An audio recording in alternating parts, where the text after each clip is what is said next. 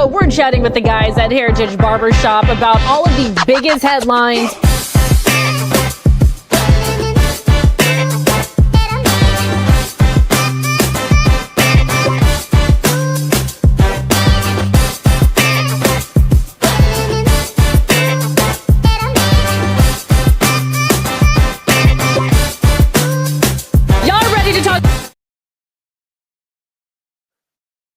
What's up?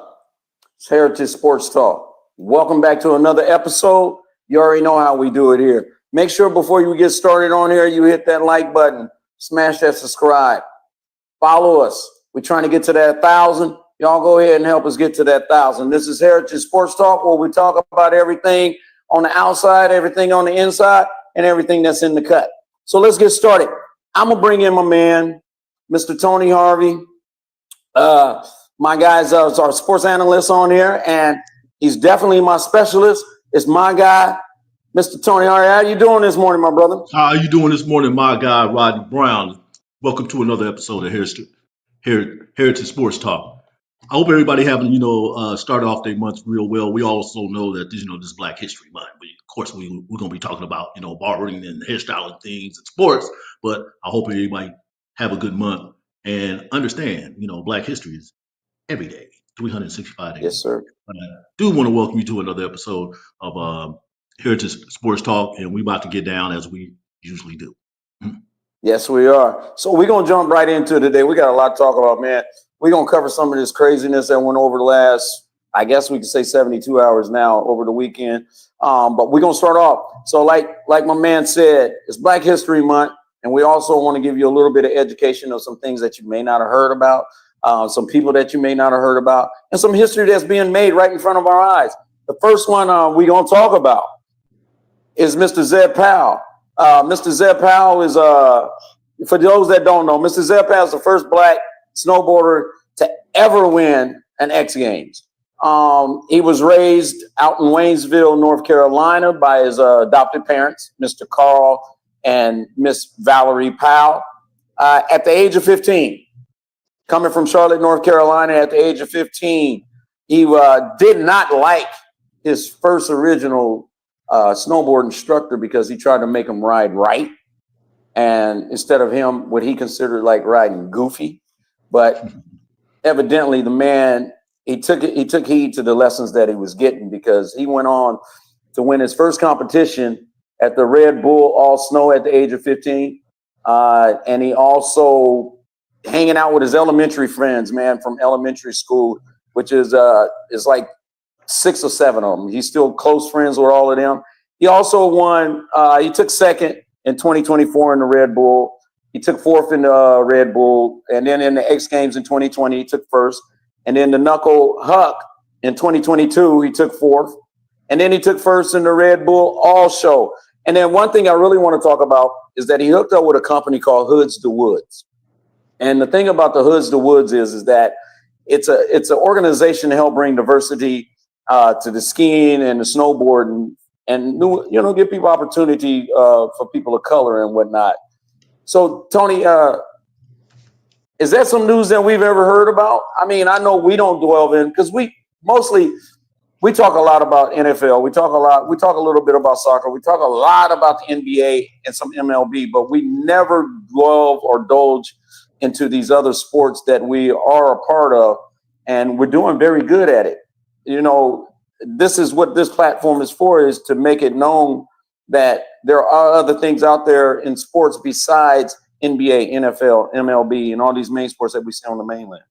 This was unique about, having a show like this. I know last week we had a discussion about Sir Lewis Hamilton and what he's been doing in Formula One sports car racing, and then when you have Bubba Wallace here in the States and the things that he's doing on that racing circuit. And now we have someone like Zeb Powell, who's doing something in snowboarding. Yes, as you had mentioned before, Rodney, he is the first Black snowboarder to win a gold medal in the X Game. That was about 5 years ago, and he's doing really well in that. And we should, pay homage to these individuals who are excelling in these type of sports outside the big four. The baseball, the basketball, the football, and golf and things like that. This is really important, especially for this Black community, and we want to show that these people are making, being effective in these type of sports, and show, so they can bring out the diversity.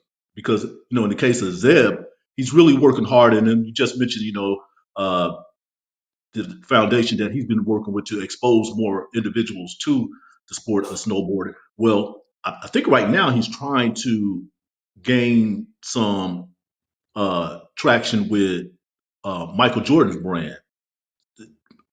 I know he has a skateboard. I saw a skateboard, a snowboard online that had, the Chicago Bulls color, and it had a Michael Jordan logo in it. I don't know how they're working that out right now. I don't know if he has inked an endorsement deal with him and things like that. But this is what we need. I mean, we know that basketball has been synonymous with Jordan, Right.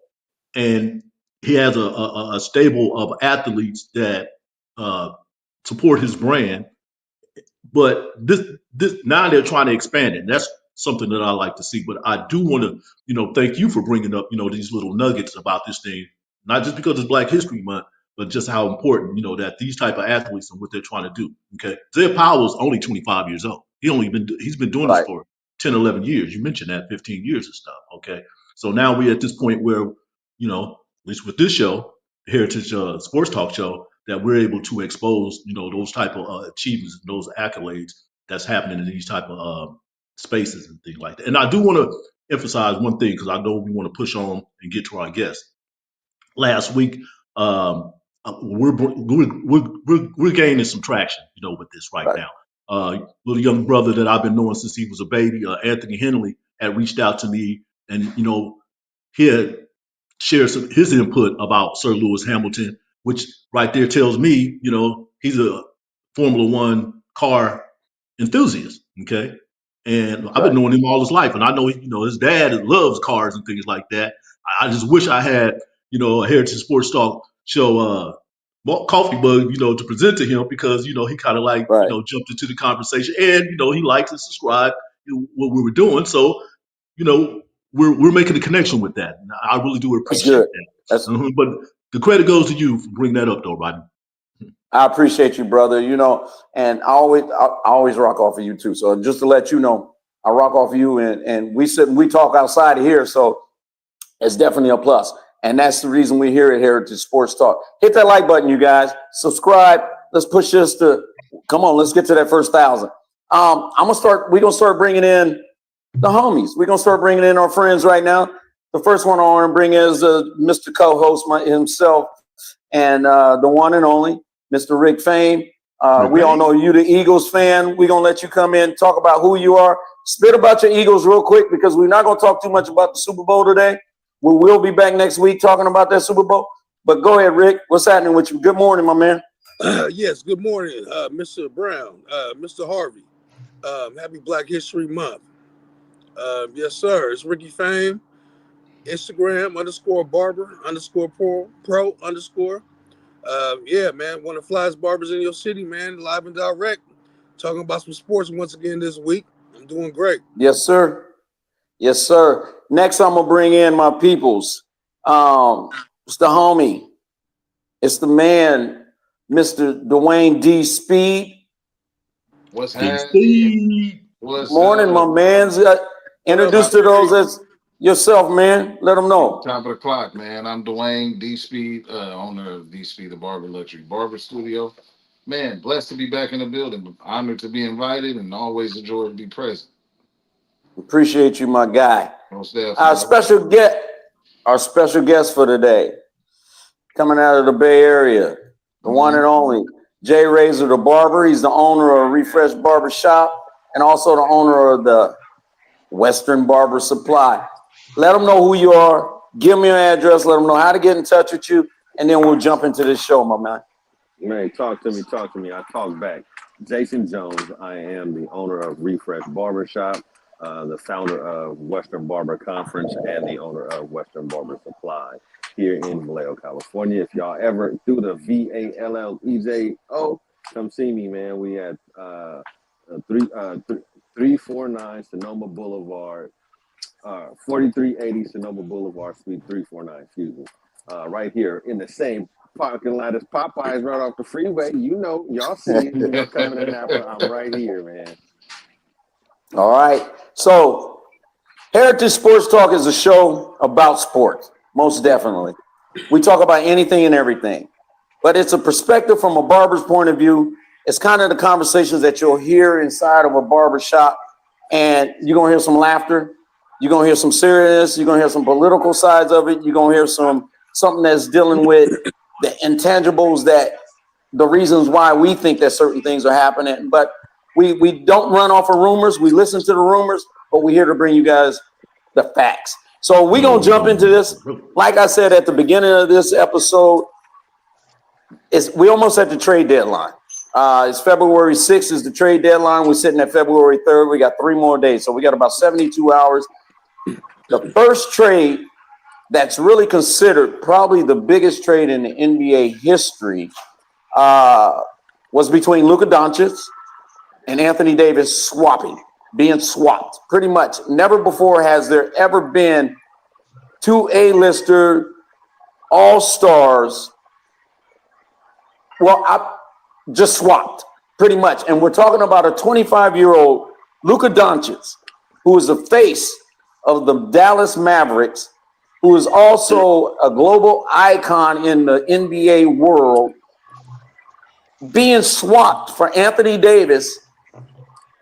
There's other intangibles with it, so I'll bring that down. So the Mavericks received Anthony Davis, Max Christie, first round in 2029. The Lakers received Luka Doncic, Maxi Kleber, and Markieff Morris. As the Jazz played the third team in it, they received Jalen Hood-Schifino and 2 second rounds in 2025. I'm going to pass the mic over to you guys. We're going to talk about what this means for the NBA, what it means for the Los Angeles Lakers, what it means for the Dallas Mavericks. Let's go. Lake Show. Let's do it. I like to add some context to this too. There was this, just like you said, Rodney, this is one of the most shocking trades in the American sports history. And it did hit globally. I'm looking at, my phone, and then, Sham Charania, who's a ESPN analyst for ESPN, he had tweeted out that this trade had happened. I could not believe it. At first, when I'm on my X platform, I did repost it, but I'm like, this can't be real. This just came out of nowhere. There was no discussion. The players, I understand, LeBron, they didn't know what was going on. And the next thing you know, he tweets out again, no, this is real. And then I went on ESPN website and saw what was happening there. And it's like, yeah, this is real. I've never seen anything this more monumental as far as trade exchanges. Because I never thought, Luka Doncic was ever going to be traded from the Dallas Mavericks. Not only he is the face of that, he was the face of that franchise. He's the face of the NBA globally, as mentioned and stuff. But it's a lot, like I said, if you put it in context, a lot of things that's going on with this. Mainly is money. We got contracts, coming up here. I don't believe that the Mavericks wanted to give Luka that max contract that he was eligible for this summer, as well as Anthony Davis on the other side. And plus that, Anthony Davis, he's been playing center for the Lakers for the past few years. He really wants to play power forward. Also with Luka too, Luka has a problem of when he gets hurt, he comes back and he's out of shape. He's not conditioned. Yeah. He's packed on a few pounds. He could be 300 pounds right now because he's been out for quite some time. And I think that organization, Nico Collins, who's the general manager, they get fed up with this type of stuff. And they kind of remind me of the things that Kobe Bryant was going through with Shaq, before Shaq was shipped up out of there. Shaq was getting to the point where, when training camp started, I can't go. I need to sit out for about 20 games. Didn't even want to come back and play during the playoff time and try to get it back together. All right. These organizations, they're getting kind of tired of with that. And plus that, once again, it's about the money. I'm off of there. Go ahead, next. I agree with you, man. One thing I think with Luka going there and being sitting next to LeBron, we don't know how LeBron takes care of his body. We know that LeBron spends over $1 million. I think that what Luka probably needs is a mentor at the status of LeBron James to show him if you really want to be great, like you're great, but you can be greater. And if you really want to be that guy and you want to be the face of the NBA, this is how you're going to have to conduct yourself. This is the way you're going to have to condition. And this is the way that you're going to have to push yourself. Because can't nobody else push you if you don't want to be pushed. Yeah. Man, I couldn't believe when I seen the trade online. Luka basically carried the Mavericks on their back to the finals appearance. So I was kind of baffled on how they would just hop up and trade him the next year in the middle of the season. Like I said, Luka's been there even before Kyrie. He's been through several changes as far as personnel, as far as the players are concerned. And I thought him and Kyrie was a pretty good match. And I was kind of surprised that they did trade him over for David. Right. D, you got any words on, or Jay, or you guys got any words on this Laker? Look, Please chime in. Please chime in. This is definitely going to, like you guys were saying, this is definitely going to go down as one of the most historic trades in NBA history. Now, listen, I don't care what perspective that you want to come from it, but Luka is a winner. He took that team deep into the, come on, deep. How do you go away from that young of a talent at that age? Come on, man. You do not do that. But as a Laker fan, I am excited. I am so tired of the brittle Mr. Glass getting. All right, yeah, you went for 40 points. However many rebounds. Get your tail out of there, man. You like every game that you have the 38, the 40-point game. Then next game you get hurt, you got to sit down for 6. I'm tired of that, man. And I really like one of the things about LeBron even coming to the Lakers is he traded away a lot of our young talent. With Doncic coming in, that's another revitalization of, all right, this is the next player that we'll be able to build around and keep going, especially once LeBron is gone. And again, like you said, he can learn a lot from LeBron. Just from the everyday health, just how to keep the body safe. But listen, man, I don't care about that. As long as you're getting me the bucket, and getting The me Lake W, Show, man. That's all I care about. The Lake I Show. want to know what them conversations were in the back room. I want to know when Mark Cuban sat down or if he still. Mark Cuban doesn't own the team anymore. Not DC. but yeah, I didn't say Mark Cuban. I'm talking about when the staff.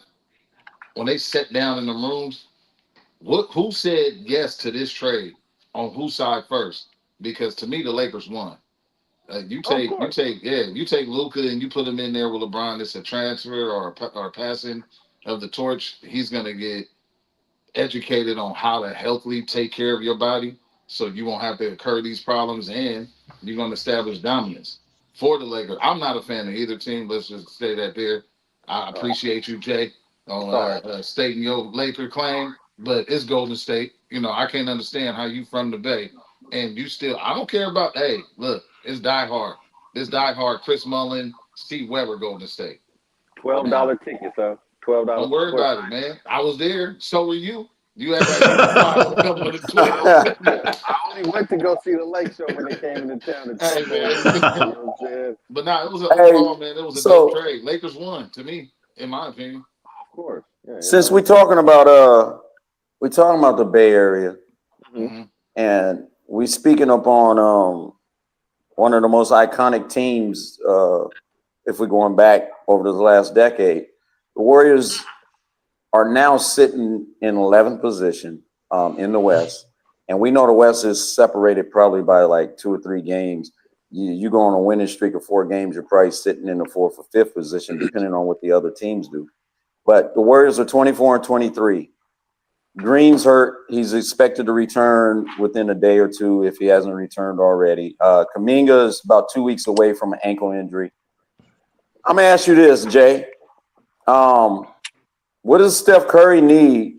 And would a Jimmy Butler trade help them? Or should they stay as they are and make a move in the offseason? Or should they make I call it a hasty move because you're trying to create something out of really nothing that's there this year.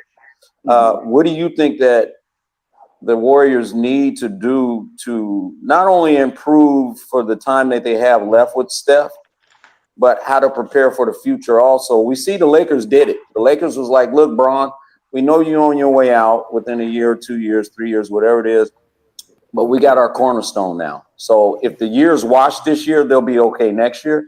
So what's the Warriors move, my man?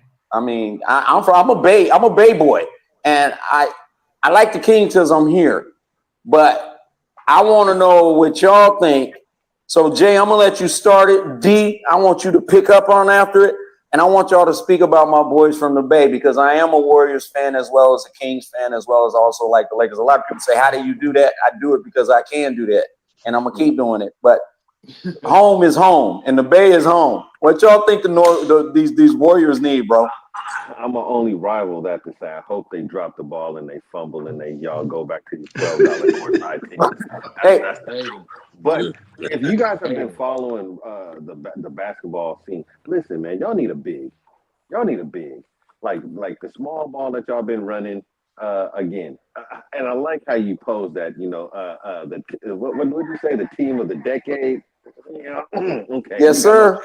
Anyhow, Man. but you guys need a big. You played the small ball for quite some time, and it worked for a little bit. But you guys are also seeing that it's returning back to fundamental basketball. You need a big man. I don't care who you guys go get. Go get a Dwight Howard. Go. You need a big Wow. that can bust down. Yeah. I guess I should say bust down with the right hand. Anyway, you need a big to be able to control that thing because I think that's where you guys are like you're getting taken advantage of. Over the MLK Day weekend, I was at the Celtics and Warriors game. Hmm. Oh, Didn't look that good. And a big man would have helped you. But, like, I don't know. Jimmy Buckets, no. Would that be a nice addition? Essentially, yeah. But, again, that's still small ball thinking. You guys need a big to be able to compete, Yeah. you know, and get back into championship contention. I Yeah. agree. And I know Jimmy said that he wouldn't. He told the Warriors he wouldn't sign a long term. He wouldn't sign long term with them.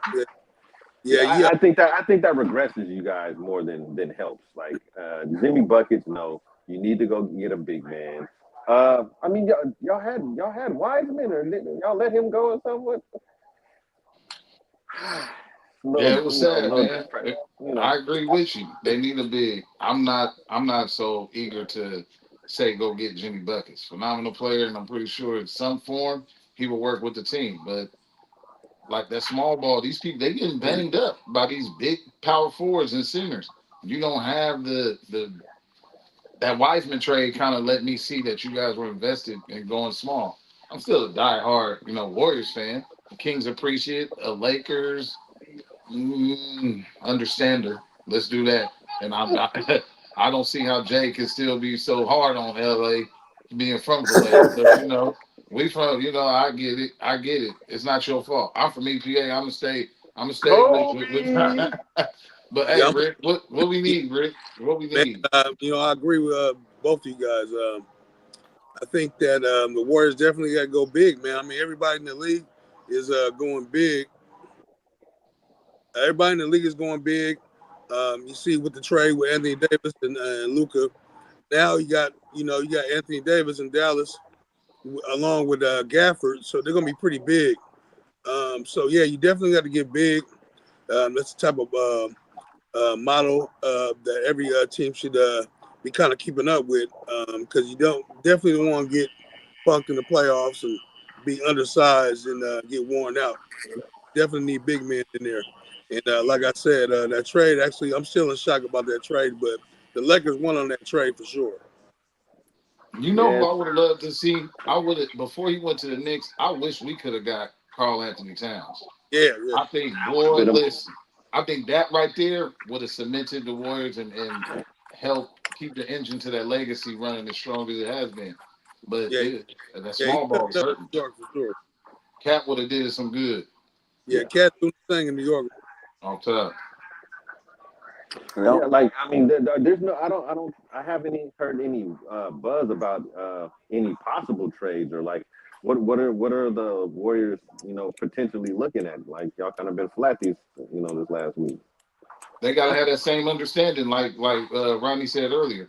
It's the ushering or the passing of the torch. Yeah. You got to understand that, yeah, Curry is dope and raw, but his time is coming to an end.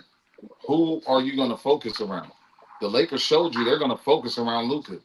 Put him under some right tutelage, get him to understand his body and stay healthy. Who better than LeBron to learn under that? And they might do something this season.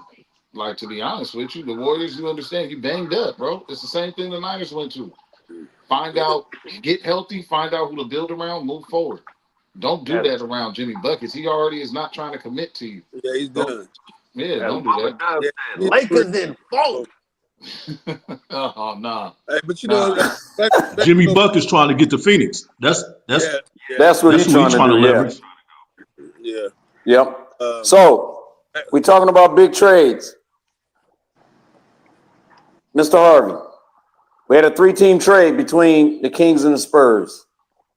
Spurs received De'Aaron Fox, Jordan McLaughlin. The Kings received Zach Levine, City Sissoko, 3 firsts, 3 seconds. The Bulls get Zach Collins, Trey Zones, and Kevin Huerter from the Kings, and they own 2025 back from San Antonio. How I know you've got a little bit of knowledge on this. I think a lot of people forgot that Zach Levine has done everything that we've been waiting for De'Aaron Fox to do, even though, and De'Aaron's been a great player for it. I hate to see him leave. I hate that. But at the same time, as far as the playmaking ability, we did bring someone in. He also played with DeRozan before. They had 1 winning season.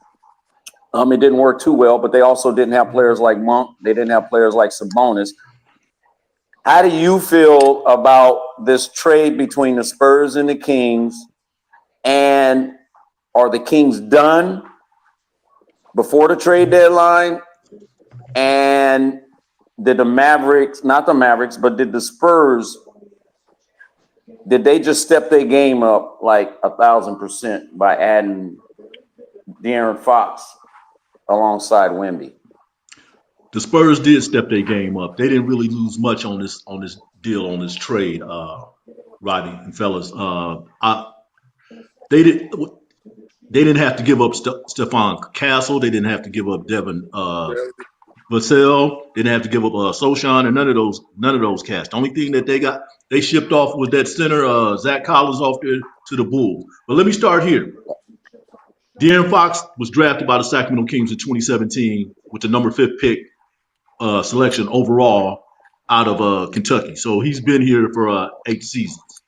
What I have learned, and this is just, I'm putting it in a block, a 15-year span, because DeMarcus, who was also drafted out of Kentucky back in 2010 by the Kings, he spent 7 years here. And then after he was shipped out to New Orleans, then the De'Aaron Fox era had started.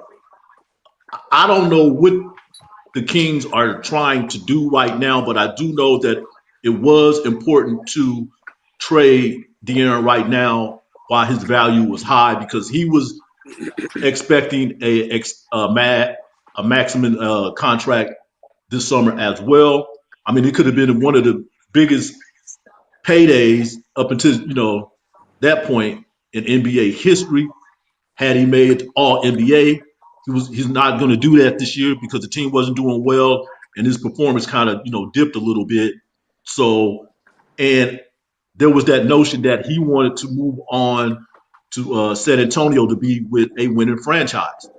Or he's been here 8 years, 7.5 seasons, let's put it like that, and he only made the playoffs once. And they did play in the postseason, but they played in the play-in last season. I didn't get too emotional about that because I was like, after DeMarcus got traded, at some point De'Aaron was going to move on as well. He did everything that this organization has asked him. And then when he went on that podcast, I think what all of y'all familiar with Draymond Green and Baron Davis, former NBA player out of UCLA, and told them why he didn't sign the extension last summer, because De'Aaron wanted to see some changes, with the organization. What are y'all committed to? Winning or just playoffs? I want to win a championship. you're going to have to do, bring some better personnel in here. So I think that was part of the whole nature too. And at some point, the Kings organization, the front office, figured he's not going to sign that contract with us in the summer. We better get him out of here before we lose, and he walk as a free agent. The Kings, they got beat 144 to 110 the other day in Oklahoma City. 140. One thing about this trade that went down with Luka Doncic and Anthony Davis, nobody knew about it. But we all knew that something was going to happen with the Kings, fellas. And that was put out there publicly. If they had not did this, maybe the Kings would have, these other players on the Kings are like, well, I'm worried that I'm going to be traded too. I got to call a realtor and, have my family relocated and live in an apartment for a little while, while we get this all situated. That kind of like jilted the team. And that's the result that we got the other night. They play again tonight. They about to end a 6-game road trip tonight in Minnesota. So all that being in there, I think, getting Zach Levine, they've been trying to get Zach Levine for a few years, man. Like 6 years. They finally got what they wanted out of him. And I think that's going to be a great addition to, the Kings organization, but I still don't know what direction that they're going to. Yes, they still have DeMar DeRozan, and those two played together. These guys are ball hogs, okay? Sometimes if you pass the ball to them, you may not get it back for another 10 years, on the court. So they'll have to deal with that unless they are going to, deal off DeMar as well, because DeMar came here on the strength that I will be playing with Malik Monk, De'Aaron Fox, Domantas Sabonis, and we were going to get into the playoffs, and we were going to vie for a championship. That has not happened. They fired Mike Brown back on December 28th. I was there in that building. At least I had just left the building. Then they announced that they fired the dude. That was pretty right, because he left the building too when he was in the car on the way to the airport. He was on his way to the airport, to meet up with the team because they were going to play the Los Angeles Lakers the next day. They fired him, and then they installed Doug Christie as the interim head coach. They did that. This team is still in disarray. I know Doug got them onto a 7-game winning streak at one point, but they done lost like 3 of their last 4 games. They are reeling now. Now they got a whole new makeup as far as, and I don't think they're done yet. Let me get to that part too, Rodney, what you're talking about. I don't think they're done yet. We only got about 72 more hours before the trade deadline end. It seems like there's going to be some more movement. At least that's the reports that I've been getting. We deal with facts here. I'm not bringing in the rumors and the who they're going to bring in or nothing like that. But that's pretty much where the organization is right now. I do wish De'Aaron Fox the best. I loved him while he was here. He had been nothing but a professional. Okay, we watched him grow. He got married. He has a couple kids. All that was done here. When he first got here, he had the Dragon Ball, Jimi Hendrix type of hairstyle. Then he trimmed that down, and his mom, they used to have basketball clinics and things like that to bring awareness to breast cancer because she's a breast cancer survivor. He had been nothing but a model citizen to me since he had been here in his career. So now he's moving on. He's with a stable organization, and I really do wish him well, him and his family and his wife and everything that's connected to it. Hey, Rodney, this just in. The Kings are going to get Drew Holiday from the Celtics. I'm listening to the studio right now. Hey, he said, all right, Ted Koppel. Excuse me, I have breaking news here. We interrupt your programming. Hey, man, hold on, wait. They did. You just interrupted us. Hey, well, we got a new baseball team coming to Sacramento, and unfortunately, they're coming from the Bay Area. They're coming from Oakland. They used to be the Oakland Athletics. They're supposed to be headed to Las Vegas. They're considered the Sacramento Athletics now, the Sacramento A's. They've sold out their first 7 games in their home opener. Single season ticket sales went on last Friday. And they're releasing I guess every game they're releasing 250 tickets, which for the public to be able to buy per game because the ticket sales are going so good. What's the feel? What's the vibe? Is Sacramento a baseball town? Are we going to support it for the long haul, or are we just? Is it just a thrill to have a professional MLB team here? And I think Sacramento's a baseball town. Yeah, absolutely. Coming up playing baseball and doing all that, it was a lot of support. But I don't know about now. I'm not really into that. But how you guys think? Stepmom, man. What you trying to say, at Jay? Dad house, man. They going to Vegas, man. They might not go to Vegas. We don't know yet. You mad because they left Oakland? I'm upset that Oakland lost everybody. I believe they're gonna stay in Sacramento, man. I believe they're gonna stay in Sacramento. They're gonna be in Sacramento. Ticket sales gonna be sold out. Every game gonna be sold out, man. They're gonna stay right here.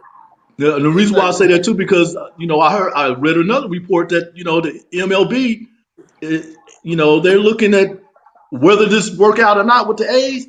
They're looking at putting a team here in Sacramento, but I think the A's is going to stay here anyway. We're going to find that out this summer, probably in those first few games. Where y'all gonna put a new stadium at? Y'all just built that. The Real Yards. We got plenty of space downtown. The Real Yards. We got plenty of room for the stadium. The Real Yards.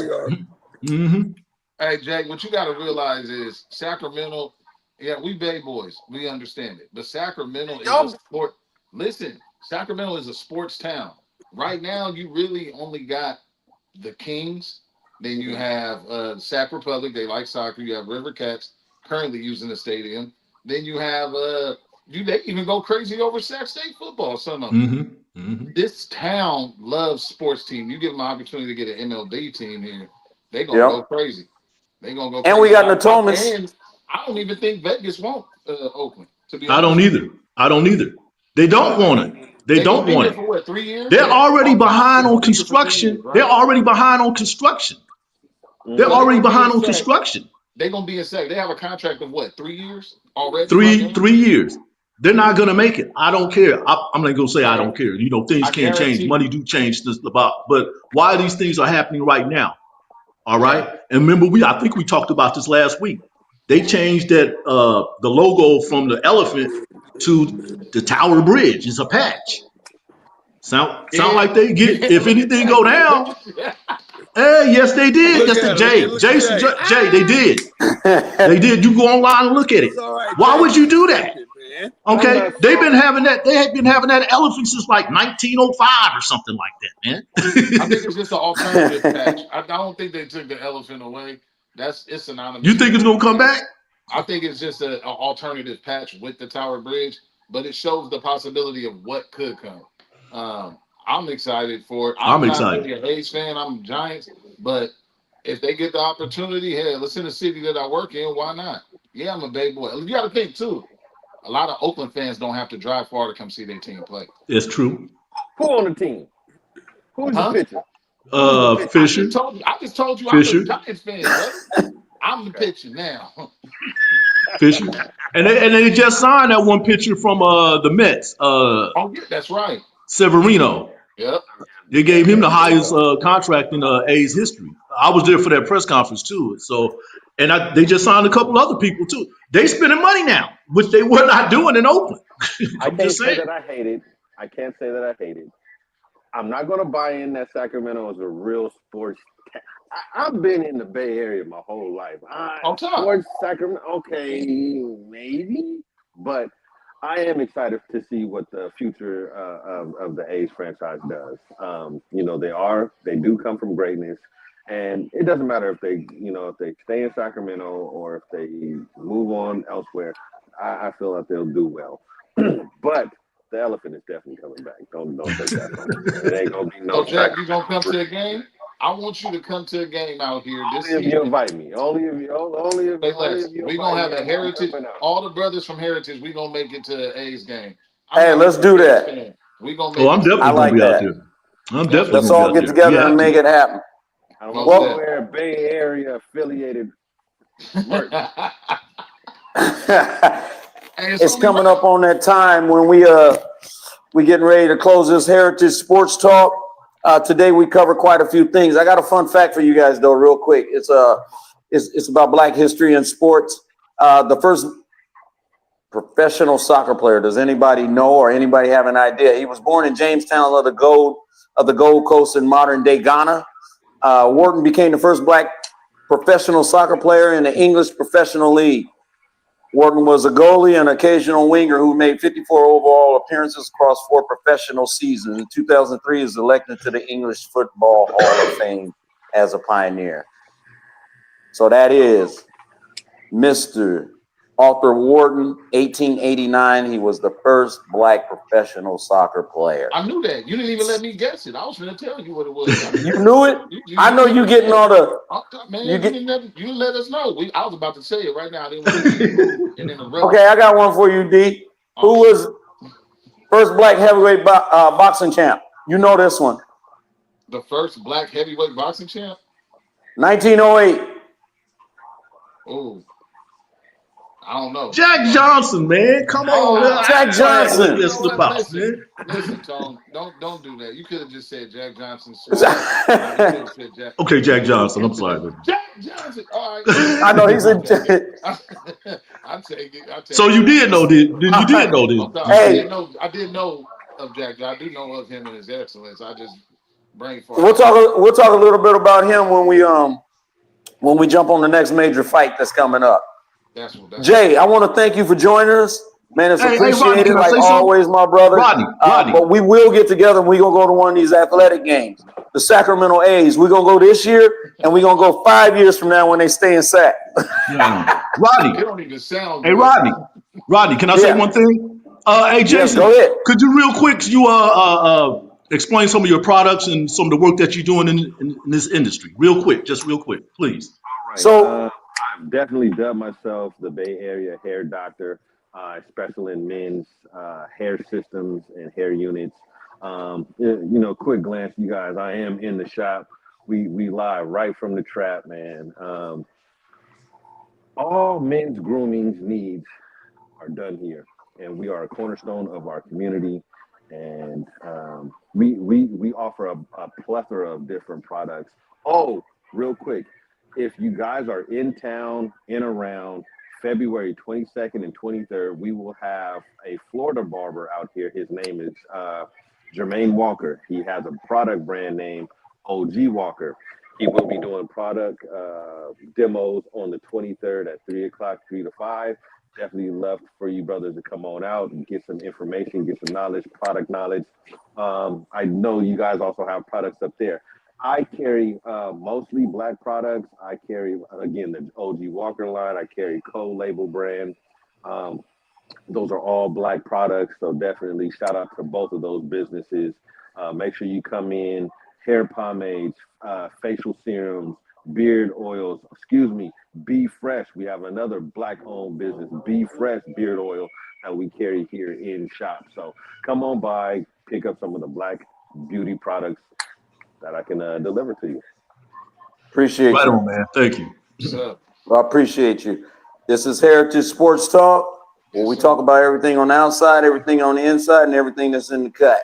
Mr. D Speed, appreciate you. Most definitely. Mr. J Razor, I'm glad you joined us, my brother. Mr. Ricky Fane. This is Heritage Sports Talk. Another episode down. It's for the loved ones. And that's all it's about, y'all, and that's what it is.